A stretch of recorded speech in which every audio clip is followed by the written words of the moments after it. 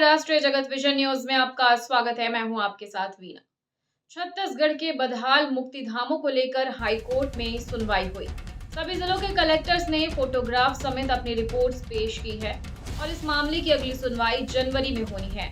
आपको बता दें कि बिलासपुर के कुछ मुक्तिधामों की खराब स्थिति पर हाईकोर्ट ने स्वतः संज्ञान लेते हुए इस पर सुनवाई की। प्रदेश भर के मुक्तिधामों की बदहाल स्थिति पर हाईकोर्ट में सुनवाई हुई। सभी जिलों के कलेक्टर्स ने फोटोग्राफ समेत अपनी रिपोर्ट कोर्ट में जमा की। कोर्ट ने चीफ सेक्रेटरी को आदेशों की मॉनिटरिंग करने और बिलासपुर नगर निगम कमिश्नर को शपथ पत्र में जवाब देने के निर्देश दिए हैं।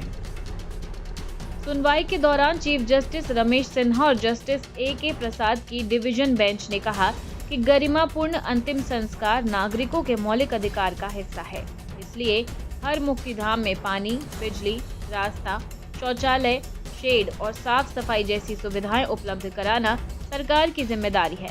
बता दें कि चीफ जस्टिस ने 29 सितंबर को बिल्हा और रहंगी मुक्तिधाम में अव्यवस्था देखने के बाद इस मामले को स्वतः संज्ञान में लिया था। इसके बाद सरकार ने निर्देश जारी किए और बिलासपुर कलेक्टर ने बताया कि रहंगी मुक्तिधाम में तत्काल सुधार किए गए हैं। साथ ही सीसी रोड निर्माण के लिए 10 लाख रुपए स्वीकृत हुए हैं। मामले की अगली सुनवाई जनवरी में होगी। और फिलहाल खबरों में इतना ही। अपडेटेड रहने के लिए हमारे चैनल को सब्सक्राइब कर लीजिए और नोटिफिकेशन के लिए बेल आइकन दबाना ना भूलें। नमस्कार।